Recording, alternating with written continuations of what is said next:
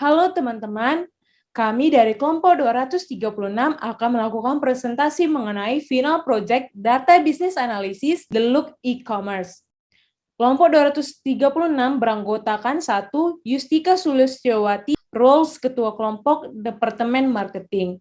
Anggota kedua ialah Cynthia Monica, roles Wakil Kelompok Departemen Sales. Lalu yang terakhir adalah saya sendiri, Heni Yuleta Sinurat, roles adalah anggota sebagai Departemen Human Resource. Daftar isi, latar belakang. Pada The Look E-Commerce merupakan situs jual brand pakaian yang dikembangkan oleh tim The Looker dan memiliki 3 praktisi departemen, yaitu Sales, Human Resource, Marketing, yang berguna untuk menganalisis berbagai macam kemungkinan yang terjadi di masa depan.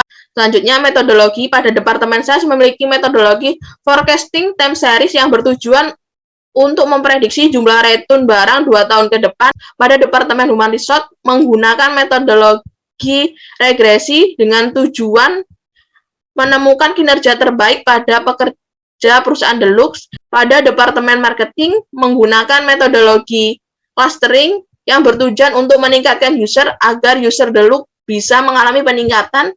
Selanjutnya, hasil dan pembahasan. Pada Departemen Sales, data analisis yang dihasilkan yaitu tren umum yang menunjukkan bahwa garis biru menunjukkan data aktual dan garis oranye menunjukkan sampel data rata-rata bulanan.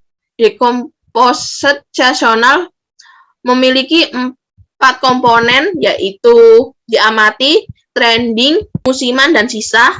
Dan selanjutnya kita melakukan stationer check menggunakan 3 tes. Yang pertama, tes rolling yang menunjukkan bahwa antara data aktual dan rolling mean dan standar deviasi mengalami cukup perbedaan dan menandakan bahwa data tersebut tidak stasioner. Yang kedua, menggunakan ADF test yang menunjukkan bahwa rata-rata rolling dan standar deviasi menunjukkan data yang relatif mulus tetapi tidak mengalami stasioner. Tes yang ketiga yaitu menggunakan shift test yang menunjukkan bahwa p-value kurang dari 0,5 sehingga berhasil untuk menolak null hipotesis dan menunjukkan series ini stasioner. Selanjutnya yaitu modeling Sarimax. Kita dapat melihat perhitungan korelasi dan dari data perhitungan korelasi kita dapat melihat 4 grafik di bawah ini. Dan dari perhitungan tersebut kita dapat menghasilkan perkiraan selaras dengan nilai sebenarnya yang sangat baik. Dan dari perhitungan tersebut kita menghasilkan prediksi selama 2 tahun ke depan yang menghasilkan bahwa 2 tahun ke depan mengalami cukup peningkatan yang stabil. Dan selanjutnya pada dashboard di bawah ini kita melihat bahwa shipping distribusi dari tahun ke tahun mengalami cukup peningkatan. Dan pada jumlah status order kita dapat melihat bahwa grafik tersebut cancel barang, complete barang, processing, return, dan shipper. Dan pada jumlah return barang, dari tahun ke tahun terdapat 1 hingga 4 barang yang direturn oleh konsumen. Dan pada prediksi return kita dapat melihat bahwa dari tahun ke tahun mengalami kenaikan yang cukup signifikan. Departemen Human Resource. Next. Data understanding pada Human Resource 1 adalah memasukkan dependency dan upload dataset employee CSV. Yang kedua, mengecek missing value, tidak terdapat missing value. Yang ketiga, mencari max usia pada dataset di mana usia tertua para pekerja adalah 77 tahun. Yang keempat, mencari min usia pada dataset, usia termuda para pekerja adalah 3 tahun. Nah, terdapat ketidaklogisan pada usia termuda pekerja dari dataset mengingat usia minimal atau usia produktif untuk bekerja adalah usia 17 tahun. Maka akan dilakukan filter pada pekerja di bawah 17 tahun. Next, exploratory data analysis. 1, mencari outlier pada age. Jika LC lebih kecil dari P0, maka tidak ada outlier pada bagian bawah. If UC lebih besar dari P100, maka tidak ada outlier pada bagian atas. Pada age terdapat outlier. Yang kedua, mencari outlier pada length service. Terdapat outlier pada variable length service. Yang ketiga, mencari outlier pada absent hours, terdapat outlier pada variable absent hours. Yang keempat, mencari outliers pada distribution centers ID, tidak terdapat outlier pada variable distribution centers ID. Next, yang kelima, handling outlier length service with box plot, seperti ini gambar. Yang keenam, handling outlier age with box plot, seperti ini gambar. Next, 7. Handling outlier absent hours with box plot, seperti ini gambar. Yang ke-8, melakukan univariate analysis of age, seperti ini gambar. Yang ke-9, univariate analysis of length service, visualisasi seperti ini gambar. Next, 10. Univariate analysis of absent hours, seperti ini gambar. Yang ke-11, univariate analysis of distribution centers ID, seperti ini gambar. Yang ke-12, melakukan plot perbandingan length service dengan absent hours dengan visualisasi data, seperti ini gambar. Yang ke-13, melakukan pie chart antara age dengan gender, visualisasi seperti ini gambar. Next, 14, line chart antara age dengan length service, visualisasi seperti ini gambar. Yang ke-15, line chart antara length service dan absent hours, visualisasi seperti ini gambar. C. Modeling. 1. Importing dependency dan upload dataset. Yang kedua, importing one hot encode. Yang ketiga, melakukan importing trend test split, linear model, dan mean squared error. Yang keempat, importing data frame sample. Next.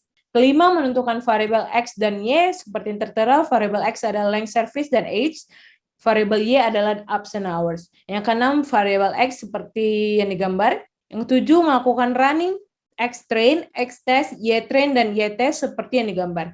Next. 8. Running linear regression dengan modeling linear regresi seperti yang digambar. Ke-9, running regression modeling seperti yang digambar. Yang ke-10, melakukan cross validation seperti yang digambar. Next. Ini adalah visualisasi data menggunakan tabel U. Pada grafik yang di atas adalah grafik perbandingan antara length service, absent hour dengan berdasarkan usia para pekerja. Yang di bawah adalah presentasi dari gender, di mana pekerja laki-laki presentasinya adalah 50,576%, pekerja perempuan dengan persentase 49,424%. Dan berikut adalah distribution centers, di mana kota-kota penempatan para pekerja perusahaan Deloitte. Departemen marketing.